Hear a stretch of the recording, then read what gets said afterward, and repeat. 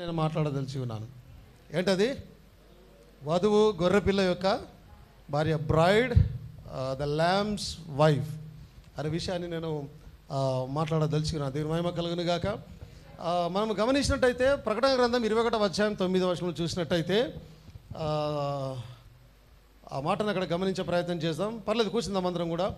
And there came unto me one of the seven angels which had the seven vials full of the seven last plagues, and talked with me, saying, Come hither, I will shew thee the bride, the lamb's wife. తెలుగులో చదవండి గట్టిగా. అంతటా ఆ కడపటి 7 తెగుళ్ళతో నిండిన 7 పాత్రలను పట్టుకొని ఉన్నాం. రమ్ము, పెండ్లి కుమార్తెను అనగా గొర్రెపిల్ల యొక్క భార్యను, ఎవరిని పెండ్లి కుమార్తెను, ఆమేన్, గొర్రెపిల్ల యొక్క భార్యను నీకు చూపేదనని, ఏమైంది? స్తోత్రం కలిగిన గాక. ఈ మాటలు బట్టి చూస్తే మనకు ఒకటి అర్థమవుతుంది. ఏంటంటే గొర్రెపిల్ల వివాహం చేసుకుంటూ ఉన్నాడు, ఆయనకు ఒక భార్య కూడా ఉన్నది. అర్థమవుతుందా? వివాహం అంటేనే భార్య కంపల్సరీ ఉంటేనే వివాహం అవుతుంది. యాక్చువల్లీ అది ఏమేన్, భార్య భర్తలు లేకుండా వివాహం అని పిలువబడేది అది. అయితే ఆయన అంటున్నాడు, కమ్, నేను నీకు గొర్రెపిల్ల యొక్క పెళ్లి కుమార్తెను, గొర్రెపిల్ల భార్యను నేను నీకు చూపిస్తాను అంటాను. 19వ అధ్యాయం 7వ వచనంలో చూడండి ఒకసారి.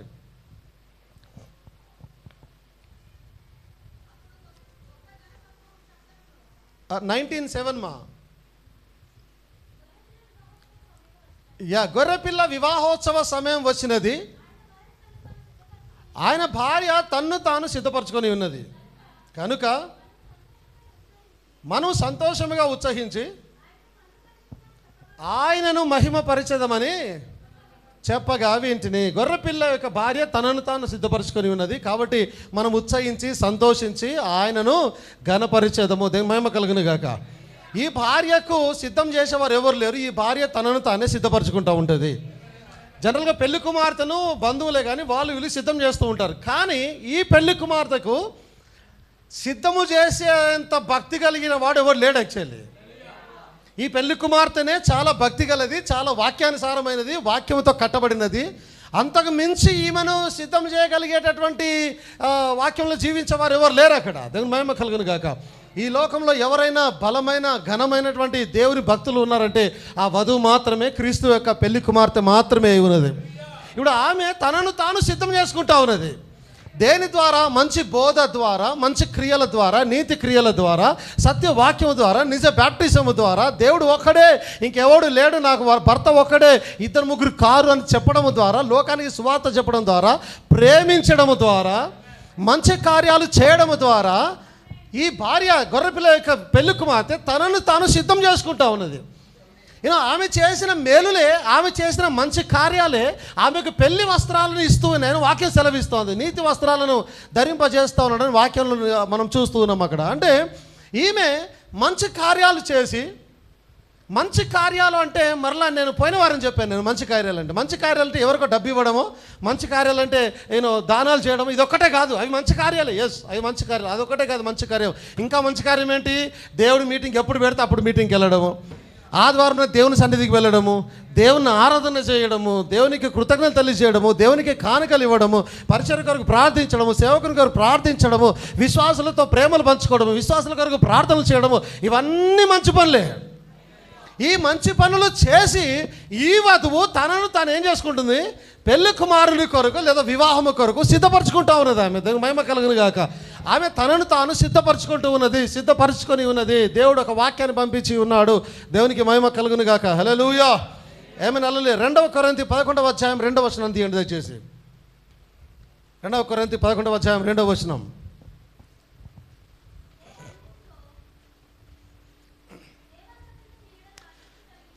దేవాసక్తితో మీ ఎడల ఆసక్తి కలిగి ఉన్నాను. ఎందుకనగా ఏంటది? పవిత్రురాలైన కన్యకనుగా ఒక్కడే పురుషునికి అనగా క్రీస్తుకు సమర్పించవలనని మిమ్మును ప్రధానము చేసి తిని. చాలమా అంటే ఒక కన్యకగా, పవిత్రురాలైన కన్యకగానే పౌలు అంటున్నాడు, నేను మిమ్మును క్రీస్తుకు ప్రదానము చేసి తిని. అర్థమవుతుందా? కన్యక అంటే ఈ కన్యక ఫిజికల్గా చెడగొట్టబడే కన్యక కాదు ఈమె.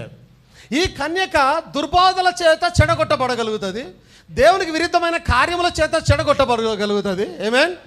ఇది ఎందుకనగా ఈ కన్యక లేదా ఈ వివాహము శారీరకమైన వివాహం కాదు. ఇది ఈ కన్యక శారీరకమైన కన్యక కాదు. ఇది దేవుని స్తోత్రం కలుగును గాక. శారీరకమైన కన్యలు వేరు, ఈ కన్య వేరు. కానీ ఈ కన్యను ఆయన క్రీస్తుకు ప్రదానం చేసి ఉన్నాడు. ఎవరు? మొదటి సంఘ కాలానికి ప్రవక్త ఆయన ప్రదానం చేసి ఉన్నాడు. మరలా మధ్యలో 5 సంఘకాలాలు వచ్చినాయి. 5 సంఘకాలాల్లో ప్రవక్తలు రాలేదు, వారందరూ కూడా సంఘ సంస్కర్తలు అయి ఉన్నారు. మరలా 7వ సంఘకాలానికి ప్రవక్త వచ్చి ఉన్నాడు.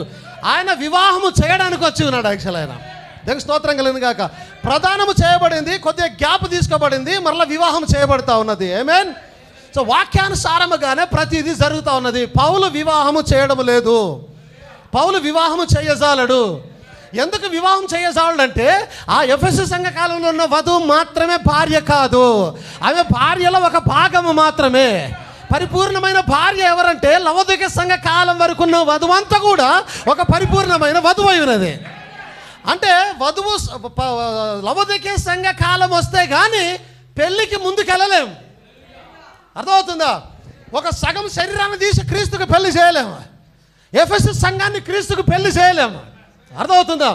కానీ లవోదికీయ సంఘ కాలం వచ్చిన తర్వాత ఎప్పుడైతే చివరిగా వధువు అంతా పట్టబడుతుందో అప్పుడు వివాహానికి రెడీగా ఉంటా ఉన్నారు.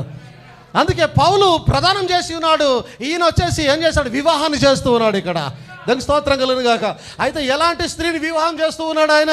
ఒక కన్యకగా ఉన్న స్త్రీని, చెడగొట్టబడని స్త్రీని. నేను మరలా చెప్తున్నాను, శారీరకంగా కాదు, ఆమేన్, ఆత్మీయంగా చెడగొట్టబడని స్త్రీని, దుర్బోధల ద్వారా చెడగొట్టబడని స్త్రీని, నిజమైన బోధలో బలముగా నిలబడిన ఒక కన్యకను. దేవుని స్తోత్రం కలుగును గాక. నీ కన్యాత్వం ఎప్పుడు పోతుందో తెలుసా? దేవుని మహిమ కలుగును గాక. అందరు ఇక్కడ ఉన్నారా? నీ కన్యాత్వం ఎప్పుడు పోతుందో తెలుసా? ఎప్పుడైతే దుర్బోధలకు నువ్వు లోపడతావో నీ కన్యాత్వం పోతుంది. ఇక్కడ ఉన్నారు అందరు కూడా. ఎప్పుడైతే దేవునికి దూరంగా నువ్వు వెళ్ళిపోతావో నీ కన్యాత్వం పోతుంది. ఎప్పుడైతే అబద్ధ బోధల వైపు వెళ్తావో నీ కన్యాత్వం పోతుంది. ఎప్పుడైతే పనికి మాలిన బోధలను వింటావో నీ కన్యాత్వం పోతుంది. దేవుని స్తోత్రం కలుగును గాక. నీ కన్యాత్వం నిలబడాలంటే నిజమైన బోధలను ఉండాలి. నీ కన్యత్వం నిలబడాలంటే సత్య బోధలని ఉండాలి. నీ కన్యత్వం నిలబడాలంటే పౌలు బోధించిన బోధలని ఉండాలి, క్రీస్తు బోధించిన బోధలని ఉండాలి, పేతురు బోధించిన బోధలని ఉండాలి. నీ కన్యత్వం నిలబడాలంటే దేవుని స్తోత్రం కలుగును గాక. నీ కన్యత్వాన్ని నిలబెట్టేది దేవుని వాక్యము మాత్రమే. ఆమేన్, హల్లెలూయా. సేవకుడు నీ కన్యత్వాన్ని కాపాడలేడు. ఆమేన్. నువ్వు నీ కన్యత్వాన్ని కాపాడుకోలేవు. నీ ఇంటి కుటుంబంలో ఉన్నవారు నీ కన్యత్వాన్ని కాపాడలేరు. నీ కన్యత్వాన్ని కాపాడేది క్రీస్తు మాత్రమే. ఈ కాలానికి వచ్చిన వర్తమానం మాత్రమే నీ కన్యత్వాన్ని కాపాడగలుగుతుంది. యాక్చువల్ అది దేవునికి స్తోత్రం కలుగును గాక. ఆమేన్. ఏంటి మా పని చేసినాం? అక్క ఎక్కడుంది? మళ్ళీ పెట్టి జాయిన్ అవుతుందా? ఓకే చేయమా. ఆమేన్. అందరు ఎక్కడే ఉన్నారా? నీ కన్యత్వాన్ని కాపాడేది క్రీస్తు. నీ కన్యత్వాన్ని కాపాడేది అంతకాల వర్తమానం. ప్రవక్త కాదు, పాస్టర్ కాదు, సేవకుడు కాదు, కుటుంబీకులు కాదు, నువ్వు కాదు. నీ కన్యత్వాన్ని కాపాడేది. ఎందుకంటే ఇది శారీరకంగా కాపాడే కన్యత్వము కాదు, ఆత్మీయంగా కాపాడే కన్యత్వమైనది. నువ్వు ఆత్మీయ భర్తవై ఉన్నావు. ఆత్మీయమైన నీ భర్తయే నీ కన్యత్వాన్ని కాపాడుకుంటూ ఉన్నాడు. దేవుని వాక్యము చేత ఉదక స్నానము చేయించి, మీకు అర్థమవుతుందా? దేంతో స్నానం చేయించాట? దేవుని వాక్యము చేత ఉదక స్నానము చేయించి. అంటే దేని చేత నీ కన్యత్వాన్ని కాపాడుతున్నాడు ఆయన? దేవుని వాక్యము చేత. దుర్బోధల దగ్గరికి రాకుండా, ఏమైనా సాతాను క్రియలు దగ్గరికి రాకుండా, శోధనలకు గురి కాకుండా నువ్వు పవిత్రంగా నిలబడినట్టుగా దేవుడే కాపు కాస్తున్నాడు నీ చుట్టూగా. దేవునికి స్తోత్రం కలుగును గాక. అయితే పౌలు ప్రదానం చేశాడు నిన్ను. ఏమైనా ఎవరికి? క్రీస్తుకు. అర్థమవుతుందా? పౌలు క్రీస్తుకు నిన్ను ప్రదానం చేశాడు. 7వ సంఘ కాలం వచ్చింది, ఇంకొక ఆయన వచ్చి నిన్ను క్రీస్తుకు వివాహం చేస్తూ ఉన్నాడు. ఎందుకు వివాహం చేశాడంటే వధువు తనను తాను సిద్ధపరచుకొని ఉన్నది. ఆమేన్. దేవుని మహిమ కలుగును గాక. పౌలు ఉన్న టైంలో ప్రకటన గ్రంథంలో ఈ మాట ఇంకా రాలేదు. అప్పుడు మీకు అర్థమవుతుందా? పౌలు ఉన్న టైంలో ఈ మాటలు ఇంకా రాలే. ఆయన కార్యము జరుగుతున్నప్పుడు యోహాను ఇంకా ఇవన్నీ రాయలేదు. దాని అర్థం ఏంటి? ఇంకా పార్షియల్ వధువు మాత్రమే ఉన్నది, సగము వధువు మాత్రమే ఉన్నది. కానీ రెవల్యూషన్ ఈ రోజు మనం చదువుకుంటున్నాం, రెవల్యూషన్లో చదువుతున్నాం, వధువు తనను తాను సిద్ధపరచుకొని ఉన్నది. దాని అర్థం వివాహానికి సిద్ధమైంది ఆమె, వరుడు కూడా సిద్ధముగా ఉన్నాడు. బ్రదర్ బ్రానమ్ ఒక రోజు అంటాడు, ద 3 డైమెన్షనల్ గార్మెంట్స్ ని బోధిస్తూ ఉన్నప్పుడు బ్రదర్ బ్రానమ్ అంటాడు, ఇప్పుడు రాజు పెళ్లి కుమారుని యొక్క వస్త్రాలు ధరిస్తూ ఉన్నాడు అంటాడు ఆయన. అంటే ఆయన కూడా పెళ్లి కుమారుని వస్త్రాలు ధరిస్తూ ఉన్నాడు, మనం కూడా పెళ్లి కుమార్తె వస్త్రాలు ధరించి వివాహానికి సిద్ధముగా ఉన్నాము. అందుకే వివాహం చేయడానికి ఈయన వచ్చి ఉన్నాడు. దేవునికి మహిమ కలుగును గాక. హల్లెలూయా. ఒక కన్యకను దేవుడు వివాహం చేసుకోబోతూ ఉన్నాడు. శారీరకంగా కాదు, ఆత్మీయమైన కన్యకను, ఆత్మీయంగా తనను తను కాపాడుకున్న కన్యకను, ఆత్మీయంగా వాక్యం ద్వారా తనను తను భద్రం చేసుకున్న కన్యకను దేవునికి స్తోత్రం కలుగును గాక. ఆమేన్. హల్లెలూయా. ఆమేన్. హేగే కాపాడలేదా మరి? ఎస్తేరు యొక్క కన్యత్వాన్ని హేబే కాదు కాపాడింది, ఎస్తేరు యొక్క కన్యత్వాన్ని ఆమె అనుకరించిన వాక్యము కాపాడింది యాక్చువల్లీ. అవునా? ఆమెనా నీకేం కావాలో తీసుకోమనంటే వాళ్ళు కొంతమంది అది తీసుకున్నారు, కొంతమంది ఇది తీసుకున్నారు. ఎస్తేరు దగ్గరికి వచ్చినప్పుడు నాకు ఏమొద్దు, నువ్వేది చెప్తావో అదే నేను వింటానని అన్నది. హేగే కాదు ఆమె కన్యత్వాన్ని కాపాడుతున్నది, హేగే తీసుకొచ్చిన వాక్యము ఆ ఎస్తేరు యొక్క కన్యత్వాన్ని కాపాడుతూ ఉన్నది. అక్కడ ఈరోజు నీ కన్యత్వాన్ని కాపాడుతున్నది కూడా ఈ హేగే తెస్తున్న వాక్యము కాదు, ప్రాణం తెస్తున్న ప్రాణం కాదు, హేగే కాదు. కానీ హేగే తీసుకొచ్చిన వాక్యము నీవు అంగీకరిస్తున్న వాక్యమే అది.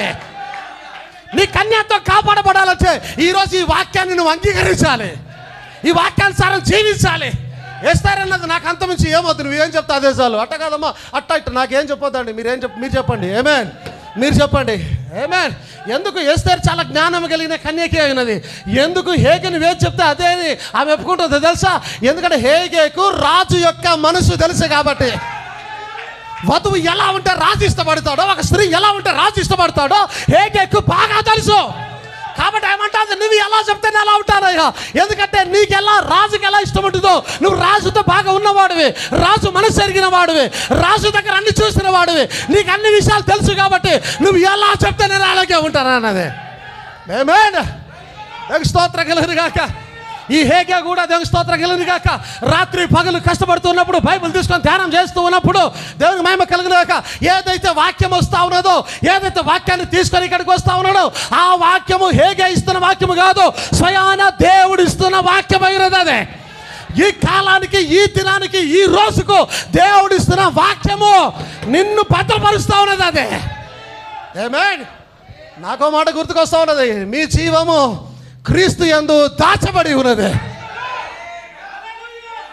ఎవడు నిన్ను తాకజాలడు, ఎవడు నిన్ను ముట్టజాలడు, నీ కన్యత్వాన్ని తీసేయజాలడు. ఏ దుర్బాధ నిన్ను తాకజాలదు, ఏ దుష్టుడు నిన్ను తాకజాలడు, ఏ అబద్ధ బోధకుడు నిన్ను తాకజాలడు, ఏ అబద్ధ బాప్టిజము నిన్ను మోసము చేయజాలడు. ఎందుకంటే నువ్వు వాక్యం అనే గుప్పిలలో దాచబడి ఉన్నావు. అక్కడ సాతాను నిన్ను చూస్తే నువ్వు కనిపించవు, క్రీస్తు కనిపిస్తూ ఉంటాడు. ఎందుకు? నువ్వు క్రీస్తులో దాచబడ్డావు. నువ్వు ఆమేన్. క్రీస్తుని దాటి నీ యొద్దకు రాలేడు వాడు, నిన్ను ఎవడు తాకలేనట్టు పరిస్థితిలో. దానికి స్తోత్రం కలుగును గాక. నిన్న కాక మొన్న నేను ధ్యానం చేస్తున్నాను, ఈ వధువు ముందు పాతాళంలో ఒక ద్వారాలు సైతం నిలబడజాలన్నాడే. ఈ వధువు అంత గొప్పదా? ఈ వధువు అంత గొప్పదా? నాకు అనిపించింది ఈ వధువులో ఏమీ లేదు, ఈ వధువులో గొప్పతనం లేదు. పాతాళ లోక ద్వారాలు ఎందుకు నిలబడటం లేదో తెలుసా? ఈ వధువు క్రీస్తులో ఉన్నది. ఎందుకంటే పాతాళ లోక ద్వారాల ముందు నిలబడుతున్నది వధువు కాదు, క్రీస్తు నిలబడతా ఉన్నాడు. అక్కడ క్రీస్తులో వధువు నిలబడతా ఉన్నది, వధువులో క్రీస్తు నిలబడతా ఉన్నాడు. నేను మీలో ఉండులాగినా మీరు నాలో ఉండులాగినారన్నాడు ఆయన. ఆమేన్. మనం క్రీస్తులో, క్రీస్తు మనలో ఉండగా, అందుకే పాతాళ లోకానికి కనిపిస్తుంది ఏదో తెలుసా? మనం కాదు, క్రీస్తు. పాతాళంలో ఒక ద్వారం కాదు, ఏ ద్వారం కూడా నిలబడజాలదు ఆయన ముందు. ఆమేన్. అంతేనా? దేవునికి స్తోత్రం కలుగును గాక. హల్లెలూయా. దేవునికే మహిమ కలుగును గాక. ఆమేన్. హల్లెలూయా. దేవుడు, God is a jealous God. దేవుడు అసూయ కలిగిన దేవుడు. ఏమే? అసూయ కలిగిన దేవుడు. He is jealous and he wants his wife pure. మరియు ఆయన తన భార్య ప్యూర్, పవిత్రముగా ఉండాలనుకుంటూ ఉన్నాడు ఆయన.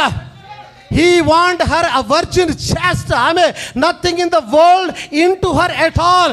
ఈ లోకంలో ఏది కూడా ఆమెలోనికి రానటువంటి ఒక పవిత్రమైన కన్యక కావాలని కోరుకుంటూ ఉన్నాడు ఆయన. లోకంలో ఉన్న ఏది నీళ్ళనికి రావడానికి వీలే. క్రీస్తు నిన్ను కోరుకోవాలనంటే, క్రీస్తు నిన్ను వివాహం చేసుకోవాలనంటే లోకంలో ఏది నీలోనికి రావడానికి వీలే. ప్రవక్త ఏం చెప్తున్నాడు వినండి. ఆయన ఒక పవిత్రమైన కన్యకను కోరుకుంటున్నాడు. లోకంలో ఏది కూడా ఆమెలో లేనటువంటి ఒక కన్యకను ఆయన కోరుకుంటూ ఉన్నాడు. ఏమైనా all together his word part of him. మొత్తానికి ఆమె వాక్యమైనది, ఆయనలో భాగమైనది. Hallelujah. We must be a part of the word. మనం వాక్యములో భాగమై ఉండాలి. దేంట్లో భాగం? వాక్యంలో భాగమై ఉండాలి. ఎందుకు? వాక్యం ఏమైనది? ఆది అందు వాక్యం ఉండను, వాక్యము దేవుని యొద్ద ఉండను, ఆ వాక్యమే దేవుడై ఉండను, ఆ వాక్యమే కృపా సత్య సంపూర్ణుడిగా శరీరధారి అయి మన మధ్య నివాసము చేశారు. నీవు వాక్యములో భాగమై ఉండాలి.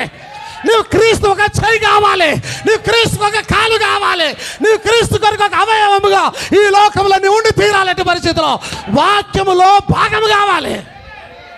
ఆమేన్. దేవునికి మహిమ కలుగును గాక. We must be a part of the word, not a part of the creed.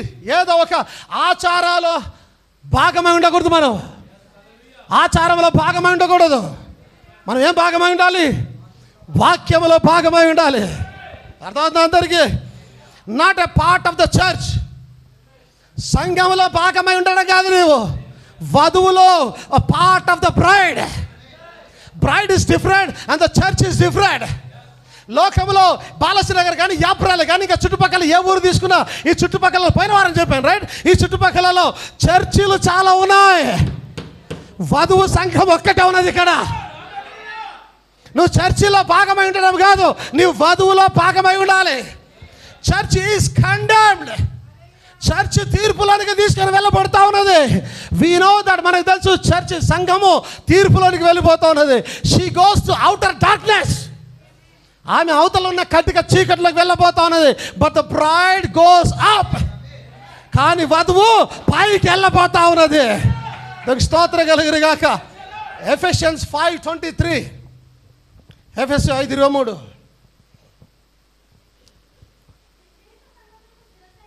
క్రీస్తు సంఘమునకు శిరస్సు అయినలాగున.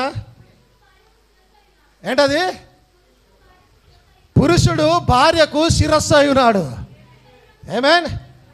ప్రార్థన చేయండి. దేవుని చిత్తమైతే దీని మీద తర్వాత నేను చాలా మాట్లాడాలనుకుంటున్నాను. ఆమేన్. చాలా డీప్ సబ్జెక్ట్ అది. వినగలిగే మనసు ఉంటే, తట్టుకునేగల మనసు ఉంటే నేను బోధిస్తాను దీన్ని. క్రీస్తు సంఘానికి శిరస్సు అయ్యేలాగున పురుషుడు భార్యకు శిరస్సు అయి ఉన్నాడు. క్రీస్తు ఈ శరీరానికి రక్షకుడై ఉన్నాడు. ఏమైనా వెలిగిందా? ఇందాక నిన్ను కాపాడేది, నిన్ను రక్షించేది పాస్టర్ కాదని చెప్పాను నేను. ఎవరు నిన్ను రక్షించేది? క్రీస్తే ఈ శరీరానికి రక్షకుడై ఉన్నాడు. అంటే నీ కన్యత్వాన్ని కాపాడేది క్రీస్తు. ఆమేన్. నీకు నువ్వు కాపాడుకోలేవు, నీ కాపరి నిన్ను కాపాడలేడు. ఆయన వాక్యం తీసుకొని రాగలుగుతాడు. కానీ దేవుడి ఆ వాక్యము క్రీస్తే నిన్ను కాపాడువాడిగా ఉన్నాడు, నిన్ను రక్షించువాడిగా ఉన్నాడు. దానికి స్తోత్రం కలుగును గాక. ఆమేన్. ముగ్గురు పెళ్లి కూతురులు ఉన్నారు, ముగ్గురు వధువులు ఉన్నారు. ఆమేన్.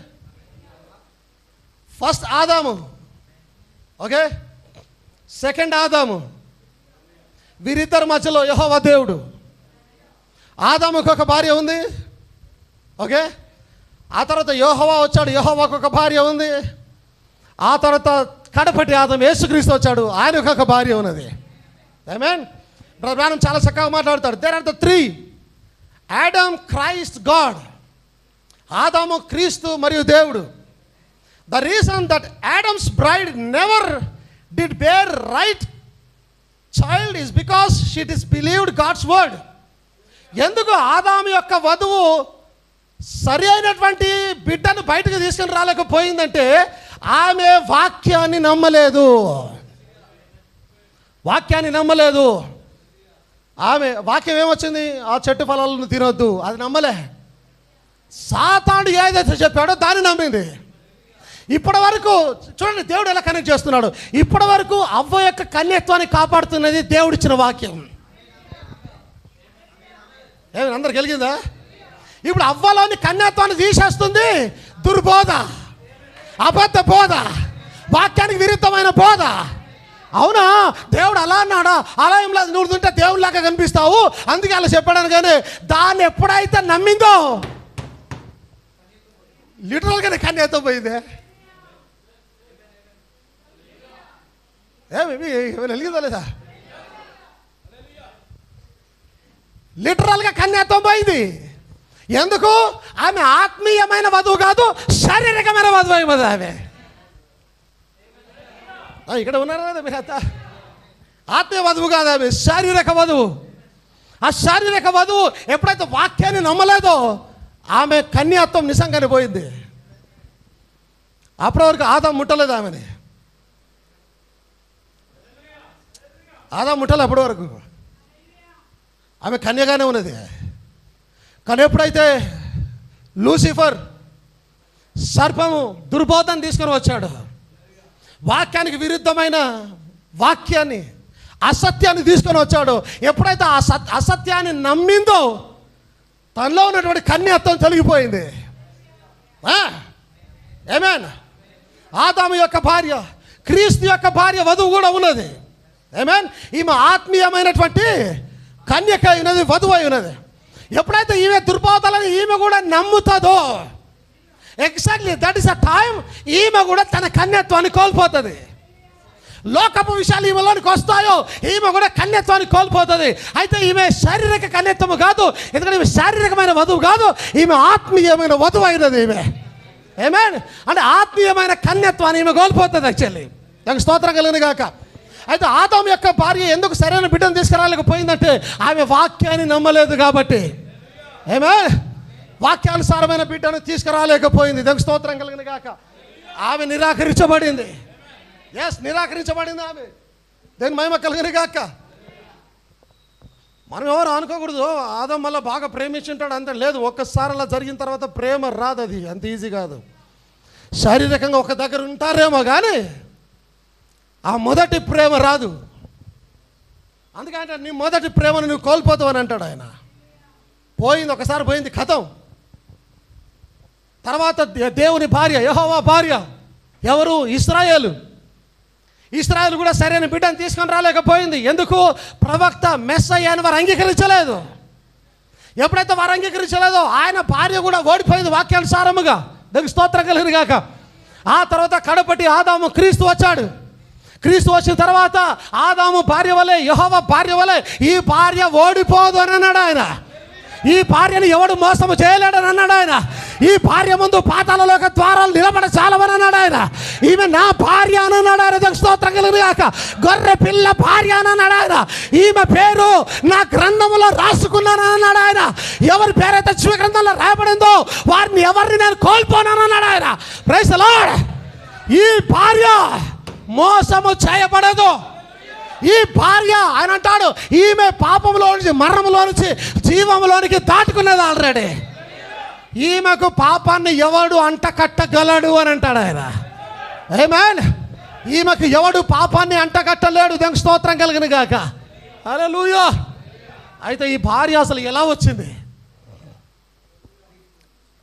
ఎలా వచ్చింది ఈ భార్య? పుట్టు పూర్వోత్తరాలు ఏంటి? ఏమండి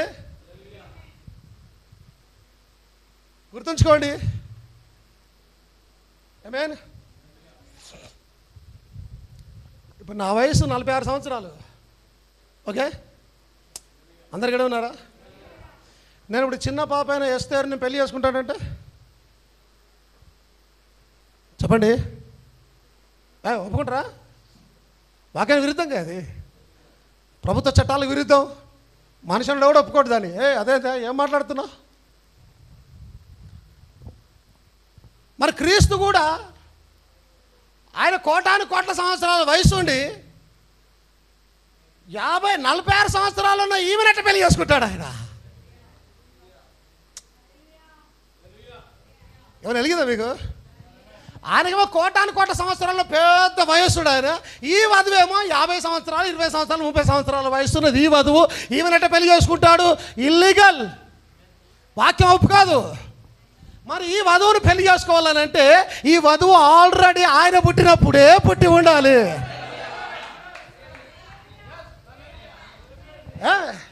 ఆయన ఎప్పుడు పుట్టాడు? దేవుడు ఒకరోజు సైలెంట్గా ఉన్నాడట. అలా ఇలా చూస్తున్నప్పుడు ఆయనలో నుంచి లోగోస్ బయటకు వచ్చిందట.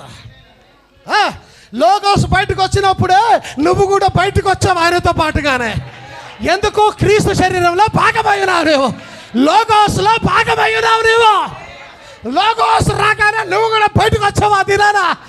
ఇప్పుడు నీ వయస్సు కూడా క్రీస్తు వయస్సు ఎంతనో నీ వయస్సు కూడా అంతే. దేవుని స్తోత్రం కలుగును గాక. ఎఫెసీ 1:4 చూడండి ఒకసారి త్వరగా. ఎట్లనగా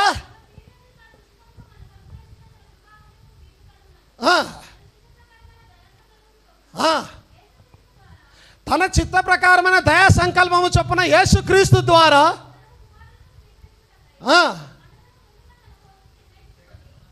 మనలను ముందుగా, అంటే నువ్వు 2026లో లేదా నువ్వు 2019, 80లో పుట్టినా సరే నిన్ను ముందుగా తన కోసం నిర్ణయించుకొని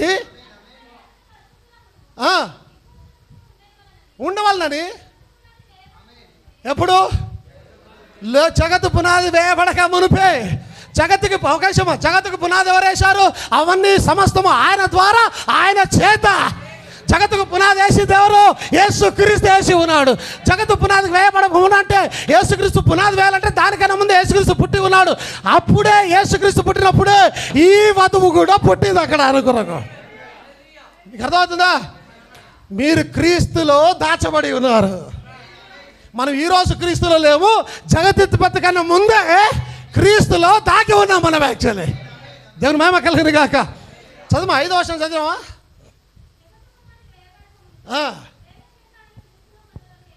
ప్రేమ చేత ఆయన క్రీస్తులో మనలను ఏర్పరచుకొనేను. దేవుని మహిమ కలుగును గాక. హల్లెలూయా.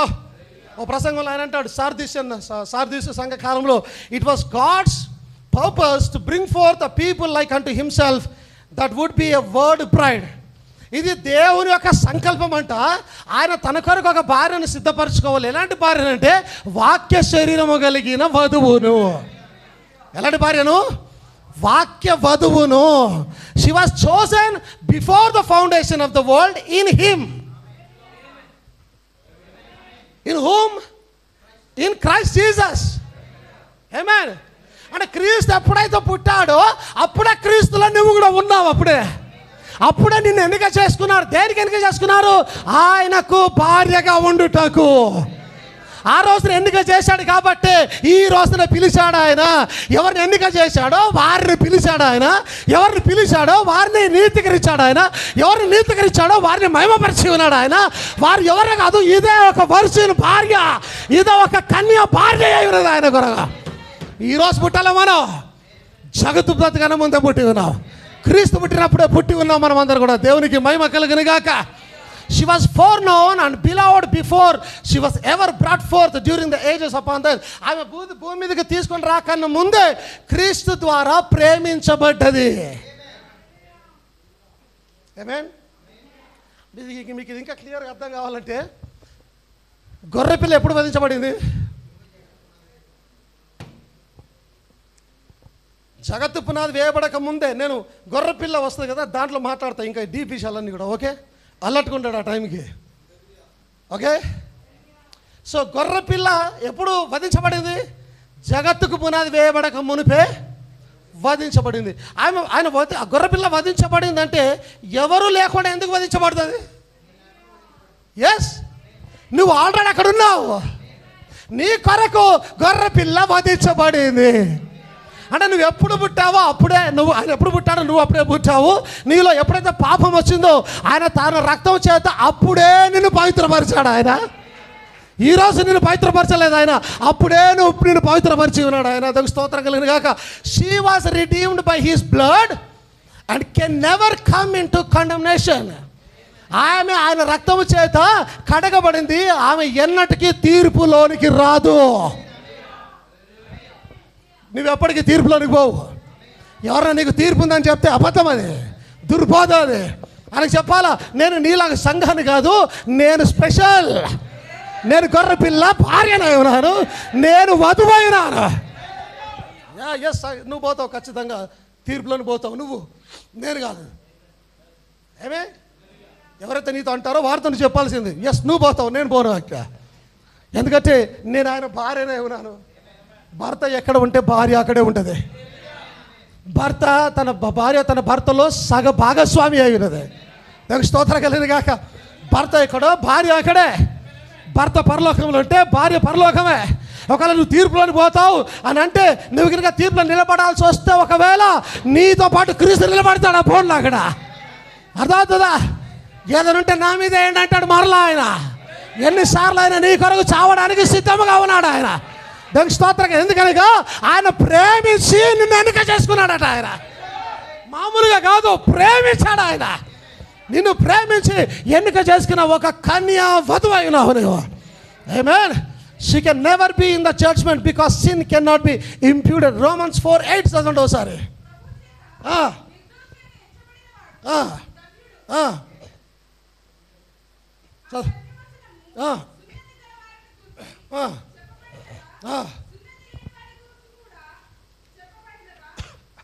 మళ్ళా చదవమ్మా. ప్రభు చేత నిర్దోషి అని ఎంచబడిన వాడు ధన్యుడు. ఎవరు వారు? మనమే. మీరు సువార్తలు వెళ్ళి చదవండి, ఆయన ఏం మాట్లాడుతాడు శిష్యులతో. మీరు పత్రికలోకి వెళ్ళి చదవండి, ఆయన వధువుతో ఏం మాట్లాడుతూ ఉన్నాడు. మనల్ని పరిశుద్ధులు అని పిలుస్తూ ఉన్నాడు ఆయన.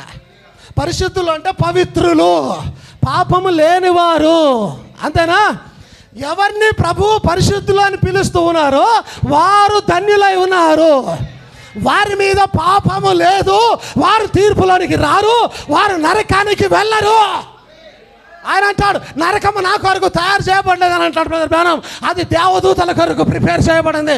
వారు ఎప్పుడైతే పాపం చేశారో వారిని నరకంలో వేయడానికి దేవుడు వారి కొరకు ప్రిపేర్ చేశాడు, నా కొరకు చేయలేదని అంటాడు ఆయన. దేవునికి మహిమ కలుగును గాక. హల్లెలూయా. దేవునికి స్తోత్రం కలుగును గాక. ఆమేన్. రోమన్స్ 8:30.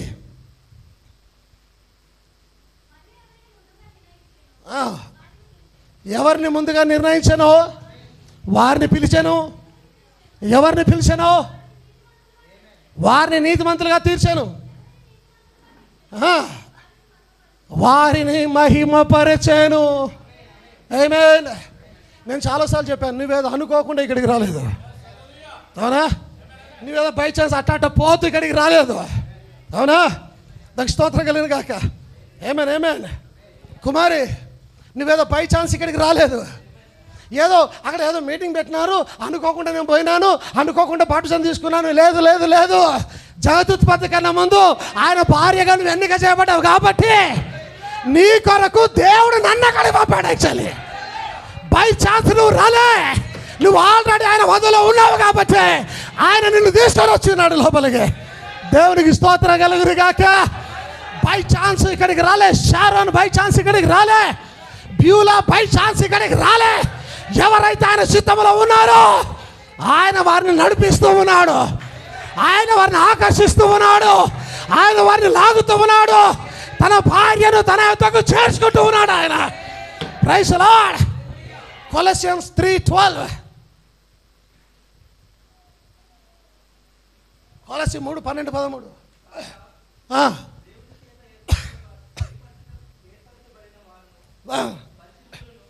దేవుని చేత ఏర్పరచబడిన వారు పరిశుద్ధులను ప్రియులైన వారికి తగినట్లు మీరు జాలిగల మనస్సును ఇవన్నీ కలిగి ఉండాలంటే ఎలాగా? ప్రభు చేత పిలువబడిన వారిలాగా. ఏమేమి దేవునికి స్తోత్రం కలుగును గాక. ఎవరిలో అయితే ఈ ప్రేమ ఇవన్నీ జాలి ఇవన్నీ ఉంటాయో వారు ప్రభు చేత పిలువబడ్డారు సంఘములో. దేవునికి స్తోత్రం కలుగును గాక. ప్రజలు మీ గురించి కూడా సాక్షులు అలాగే చెప్పాలి, మీరు కూడా పిలువబడ్డవారని తెలియాలి ప్రజలకి. ఎలా తెలుస్తుంది? అది దైవిక ప్రేమ అనే అన్నప్పుడు నువ్వు పిలువబడ్డవాడవై ఉన్నావు, నువ్వు పిలువబడిన దానవై ఉన్నావు. యాక్చువల్లీ దేవునికి స్తోత్రం కలుగును గాక. హల్లెలూయా.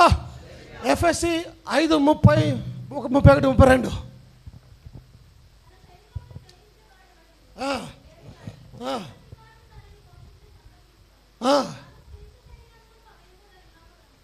మనము క్రీస్తు శరీరములకు అవయవములవై ఉన్నాము కనుక అలాగే క్రీస్తు కూడా సంఘాన్ని పోషించి సంరక్షించుచు ఉన్నాడు. అవునా? నిన్ను రక్షించేది, నిన్ను కాపాడేది క్రీస్తు అయి ఉన్నాడు. ఈ హేతువు చేత పురుషుడు తన తల్లిని తండ్రిని విడిచి తన భార్యను హత్తుకొనును. ఏంటి ఏంటి ఏంటి ఆశ్చర్యం వేస్తుంది కదా. వ్యభిచారం చేసిన అవ్వమెంట ఆయన పోయినాడే, వ్యభిచారం చేసిందని తెలిసి అవ్వమెంటన పోతున్నాడే. ఎవడైనా పోగలుగుతాడు ఇక్కడైనా భర్తలలో? ఇక్కడున్న భర్తలలో తన భార్య వ్యభిచారం చేసిందంటే పోయే దమ్మున ఎవరికైనా? ఆదాం పోతూ ఉన్నాడు. ఎందుకు? ఎప్పుడైతే వివాహం చేయబడుతుందో పురుషుడు తన తల్లిని తండ్రిని వదిలి తన భార్యను హత్తుకుంటాడో మరణం మాత్రమే వారిని విడదీయాలని బాగా ఎరిగిన వాడు ఆదామై ఉన్నాడు. యాక్చువల్లీ వాక్యానికి విరుద్ధంగా ఆదాం పోలేడు. అవ్వ వ్యభిచారం చేసినా వదిలిపెట్టలేడు. మనము కూడా వ్యభిచారం చేసి ఉండగా, మనము కూడా దుర్బోధనలలో ఉండగా క్రీస్తు మనలను వదిలిపెట్టలేని వాక్యం సెలవిస్తూ ఉంది. మనం పాపములో చచ్చిన వారమై ఉండగా, మనం పాపంలో బంధించబడిన వారమై ఉండగా క్రీస్తు మనలను వదిలిపెట్టలే. ఎందుకు? క్రీస్తు కూడా పురుషుడై ఉన్నాడు. క్రీస్తు కూడా తన తల్లిని తండ్రిని వదిలి తన భార్యను హత్తుకుంటూ ఉన్నాడు. ఆమె పాపము చేసినా సరే, ఆమె పాపములో ఉన్నా సరే. అర్థమవుతుందా?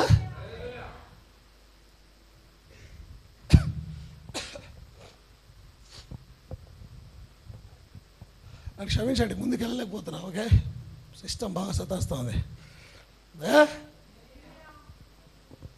ఏమే 31వ వచనం చదువుమా.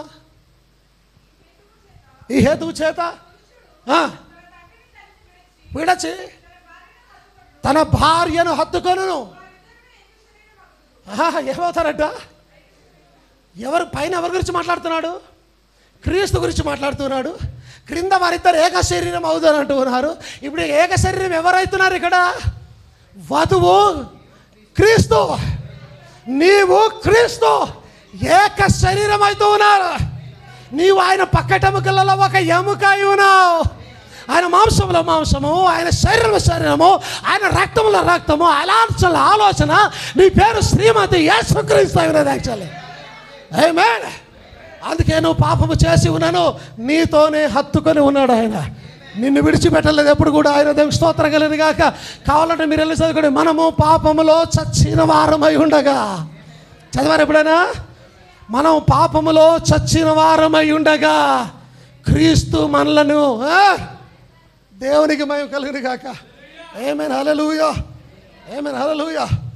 ఇంకా కొన్ని మంచి విషయాలు ఉన్నాయి. మేము దేవుని చిత్తం అయితే మరోసారి నేను బోధించే ప్రయత్నం చేస్తాను. ఆమేన్, హల్లెలూయా. వరుడు వధువు గొర్రెపిల్ల యొక్క భార్య. ఆమేన్.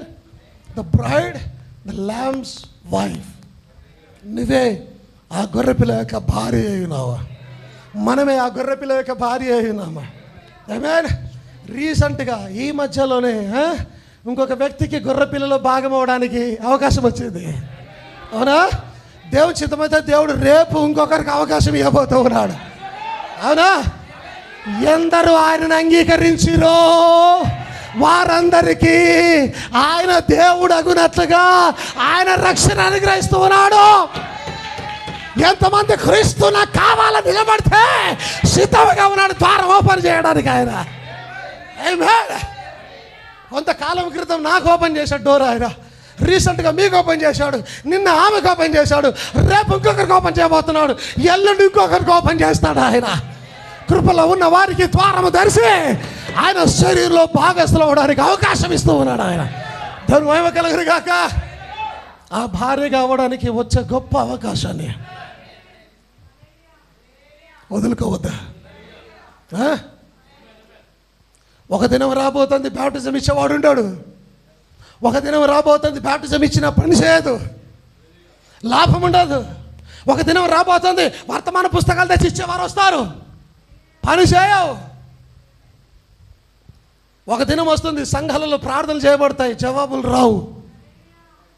ఒక దినం వస్తుంది సంఘంలో ఆరాధనలు నింపబడతాయి, దేవుని పరిశుద్ధాత్ముడు రాడు. ఫలాలు లేని సంఘాలు నిండిపోతాయి. కానీ ఫలించే కొమ్మ మేఘాల మీద సింహాసనాసీనులై ఉంటుంది అక్కడ. అందుకే వాక్య సెలవిస్తుంది, దుర్దినములు రాకముందే, ఈ దినములలో నాకు సంతోషము లేదనే దినములు రాకముందే నీ సృష్టికర్తను జ్ఞాపకము చేసుకో. ఆయన నిన్ను జ్ఞాపకం చేసుకుంటూ ఉన్నాడు. ఇప్పుడు నువ్వు ఆయనని జ్ఞాపకం చేసుకో. రక్షణ తెరవబడి ఉన్నది, మార్గం తెరవబడి ఉన్నది. రక్షణ కొరకు సిద్ధముగాను వచ్చే అవకాశాన్ని వదిలిపెట్టుకోవద్దు. అవునా? బంగారు లాంటి అవకాశాన్ని వదిలిపెట్టుకోవద్దు.